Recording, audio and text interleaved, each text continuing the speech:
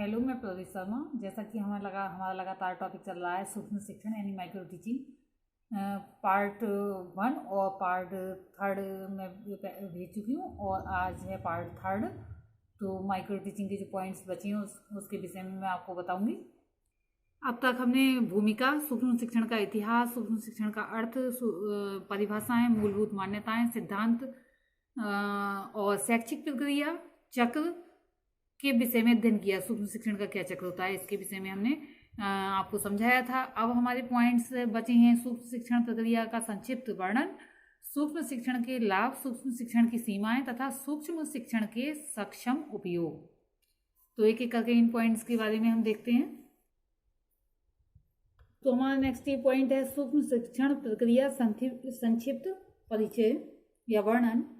सूक्ष्म शिक्षण प्रक्रिया में सर्वप्रथम छात्राध्यापकों के किसी शिक्षण कौशल के विषय में भली भांति बताया जाता है, फिर प्रदर्शन द्वारा उसे स्पष्ट किया जाता है। छात्राध्यापक प्रतिमानों के माध्यम से उस कौशल का निरीक्षण करते हैं और वार्तालाप द्वारा विशिष्ट जानकारी प्राप्त करते हैं।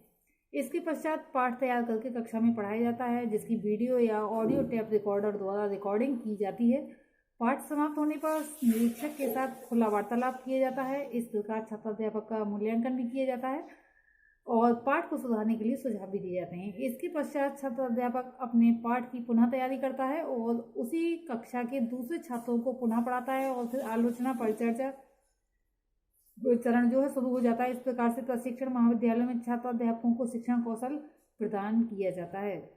तो सूक्ष्म शिक्षण की प्रविधि देख लेते हैं। स्टैनफोर्ड विश्वविद्यालय में जो सूक्ष्म शिक्षण का विकास हुआ था, वहाँ पर जो इस प्रविधि थी वह इस प्रकार से: शिक्षण चरण 5 मिनट, मूल्यांकन चरण 10 मिनट, पुनः पाठ निर्माण चरण 15 मिनट और पुनः शिक्षण चरण 5 मिनट और पुनः मूल्यांकन चरण 10 मिनट, यानी कि कुल 45 मिनट का रहता है।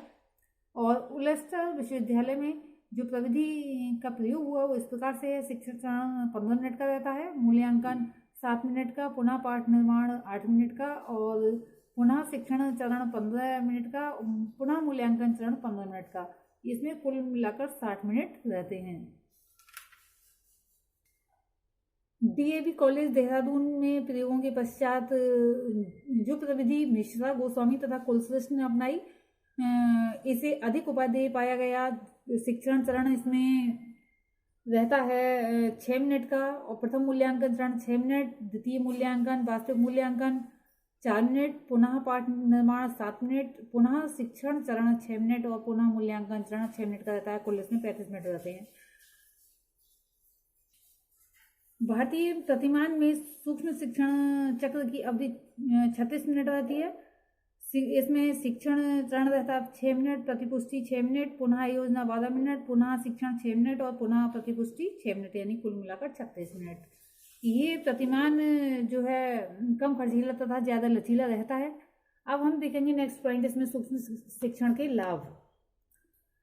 सूक्ष्म शिक्षण से शिक्षण प्रक्रिया सरल हो जाती है। छात्राध्यापक क्रमशः अपनी योग्यता अनुसार शिक्षण कौशलों पर अपना ध्यान केंद्रित करते हुए उन्हें विकसित करता है और सीखने का प्रयत्न करता है। प्रतिपुष्टि यानी कि फीडबैक संपूर्ण तथा सभी दृष्टिकोणों को अंगीकार करती है। निरीक्षक छात्राध्यापक के परामर्शदाता के रूप में कार्य करता है। ये कक्षा शिक्षण की जटिलताओं को कम करता है। ये विधि छात्राध्यापकों में आत्मविश्वास जागृत करती है और छात्राध्यापक को कम समय में अधिक सिखाती है। इसका नेक्स्ट पॉइंट है सूक्ष्म शिक्षण की सीमाएं। जब हम किसी के लाभ देखते हैं तो सीमाएं देखना जरूरी हो जाता है। लिमिटेशंस ऑफ माइक्रो टीचिंग, ये सीमा से ज़्यादा नियंत्रित तथा संकुचित शिक्षण की ओर ले जाती है। ये शिक्षण को कक्षागत शिक्षण से दूर ले जाती है। ये एक समय में एक ही शिक्षण कौशल का विकास करती है, फलस्वरूप बाद में उसमें एकीकरण करना कठिन हो जाता है, इसमें अधिक समय लगता है। इसमें प्रतिपुष्टि एकदम छात्राध्यापक को मिलना मुश्किल होती है।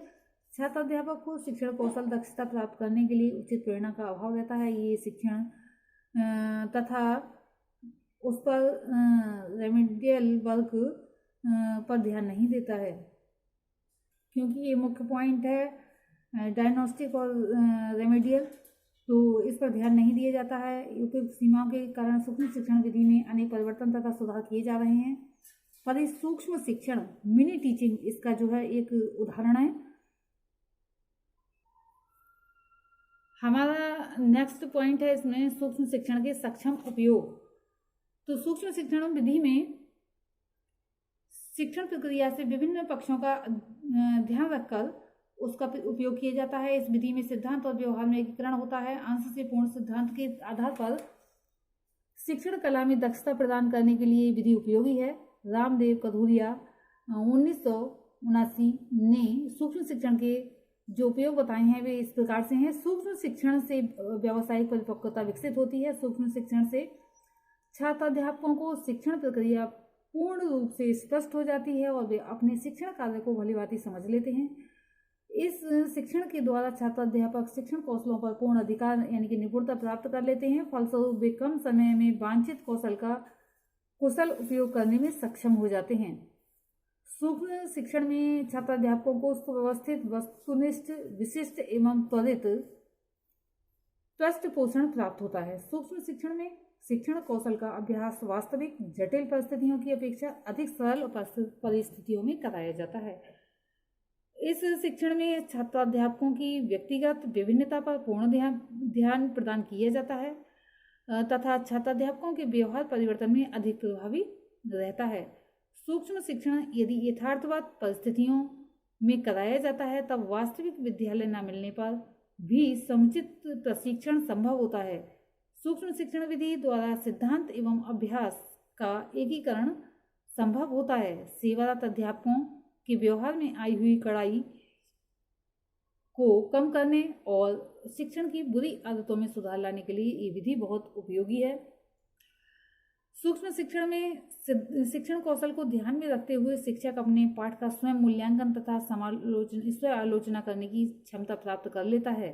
ये विधि निरीक्षण प्रणाली को एक नया स्वरूप प्रदान करती है। ये विधि शोध की कक्षा में उत्पन्न हुई, उसी में पली और शिक्षकों को भविष्य में शोधार्थ प्रेरित करती है, जिससे शिक्षक स्वयं को अधिक योग्य बनाने का प्रयत्न करता है और निरंतर अध्ययन में अपना समय व्यतीत करता है। अंत में यही कहा जा सकता है कि सूक्ष्म अध्ययन शिक्षक प्रशिक्षण महाविद्यालयों में छात्राध्यापकों को प्रशिक्षण प्रदान करने के लिए सबल साधन है, जिसका प्रयोग अच्छे शिक्षक तैयार करने के लिए किया जाना चाहिए। प्रशिक्षण महाविद्यालयों में कार्यरत शिक्षकों को सूक्ष्म शिक्षण के विषय में सही ज्ञान तथा इसके वास्तविक प्रयोग हेतु उचित प्रशिक्षण की व्याख्या करनी होगी, तभी ये विधि अधिक उपादेय सिद्ध हो सकती है। आज हमारा सूक्ष्म शिक्षण टॉपिक समाप्त हो गया। आज के लिए इतना ही। धन्यवाद।